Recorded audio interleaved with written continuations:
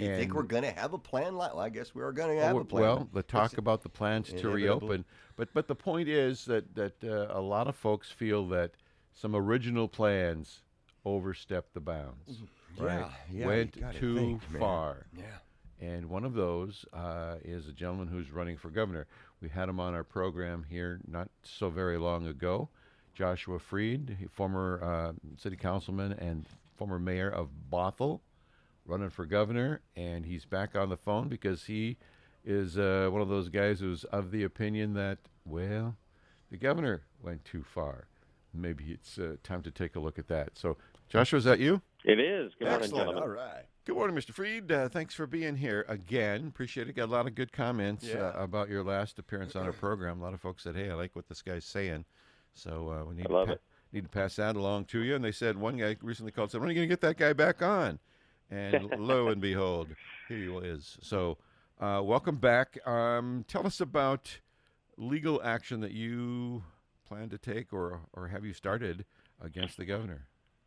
We have, yes. We filed suit 2 days ago, and the reason why is because what we're seeing with the directives coming underneath this governor who's just arbitrarily picking winners and losers and picking non-essential versus essential and seeing many of our constitutional rights threatened. And so we decided to bring suit. I waited for a long time. I've been looking for first week, second week, third week, fourth week, saying what's happening here is not right. Is somebody going to bring a suit? And I didn't see it happening. And so I didn't want to jump into this super willingly, and because I'm running against him, so I don't want it to look political. But I believe in the Constitution. I believe that our rights need to be defended. So specifically, our suit that we filed in federal court on Wednesday morning is to protect our constitutional right to assemble for religious reasons. So right now, under Jay Inslee's Proclamation 2025, he says no one can leave the home for social, religious, or recreational reasons and meet with anyone of any number. Meaning, if you are a Catholic, you can't go meet with your priest individually in the church.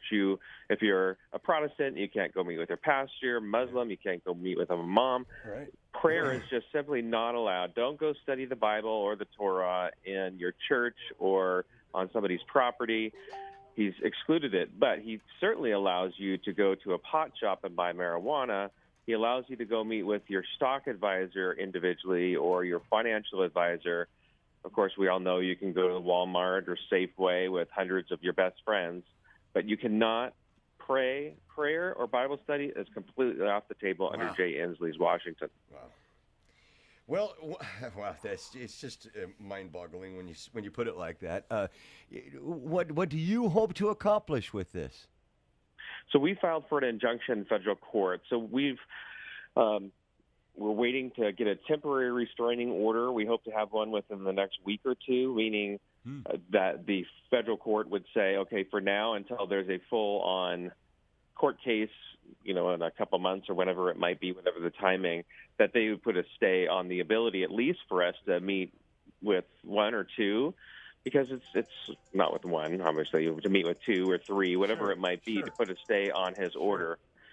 Because we have a constitution that says we have equal rights under the law. Now, if he said you all have to stay home, our court challenge would be difficult to prove, right? If you said nobody can go to pot shops, nobody can meet with their financial advisor, we have a pandemic, you all have to stay home. But since he said, all right, well, if you're feeling some anxiety and you need some marijuana to ease those fears, please go to the pot shop. Or if you're an alcoholic and you just need it, go walk into the store and go buy some vodka. You have that right in Washington today. All liquor stores are open, but not churches. You cannot go meet with your pastor today and study the Bible together. It is fully off the table. This is full-on religious persecution. I mean, I've been watching videos, I'm sure you have as well, of pastors being arrested throughout the U.S. And you'd think, oh, no, that's just made up. I'm watching videos of it happening. One guy yesterday, 6 police officers arrested him in the own parking lot, and he was just standing in the parking lot. Yeah, it really is a selective sort of approach to things, and the good old Constitution says, hey, we're all equal under the law, and if any one of you feels that you are above that to pick individuals, winners, losers, you can, you can't. That crosses the line about how we roll in this country. Yeah. So good on you, sir. I think I guess the idea, the most important part of this is an injunction, right? I mean, in order to fix it now, 6 months from now, 8 months from now, you get a victory in court. That's not going to amount to much. There won't be retroactive sanctions or anything like that, will there? Well, no, there wouldn't be retroactive, but you could at least prevent this from hopefully happening again. We live in a country, thankfully, based upon laws. It's not what the directives of one man who's acting like a king or dictator says. It's supposed to be based upon a law, and so that's the reason why we challenged it. So when he tries to do this in October before election season, we can say, we've already got you. You cannot take those powers. Even Attorney General Barr is saying many of these orders from these governors are putting people under house arrest.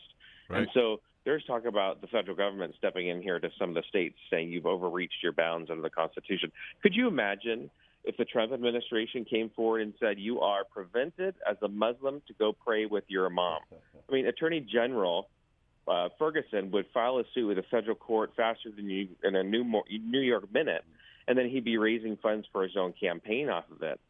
In Washington State, it's all about the powerful and well-connected. If you've contributed to Jay Inslee's political campaign, you are essential in Washington State.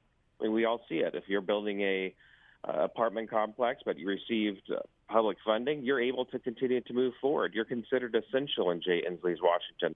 If you've not, and you're just a privately funded construction project, you can't build. It's that blatant. Well, it is. So if you are powerful and well-connected, you can continue to move forward. If you're, for instance, a landscaper, a beautician, and you don't have a powerful lobbyist, you're non-essential. And that's just got to stop. A lot of people are suffering today. Let me ask you this, Joshua. Granted, it certainly plays out that way. Do you think that there is some sort of calculated sit-down war room, who can we do, who can we not do sort of mentality? Or is this just his natural instincts coming out in these orders? I mean, how much, what's the word, clandestine intent is there here versus just poor handling? Well, it's hard to think that there isn't a clandestine attempt with Jay Inslee's motivation, as I've heard too many stories coming out of the legislature.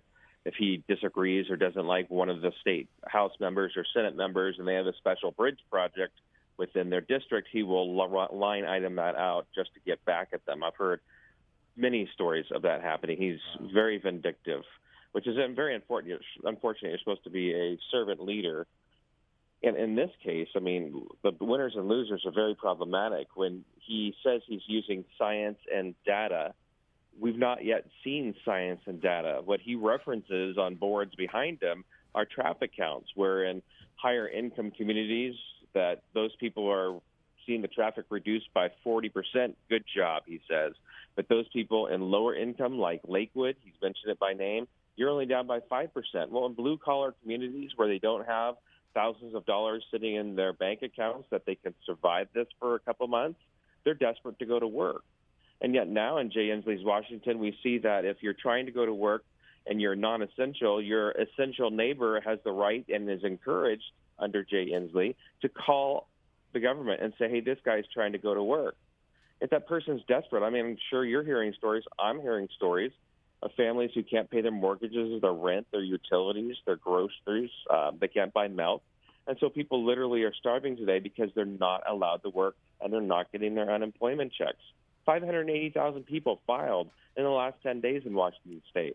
Yeah, 20 million people are unemployed in America today, back to recession levels. So we got to turn this country around today. All right, so we got about a minute to go. The lawsuit has been filed.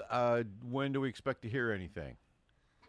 My hope is we would hear something within the next couple weeks. We've asked for expedited review. We could be in court as early as next Tuesday or Wednesday from what I hear from my attorney.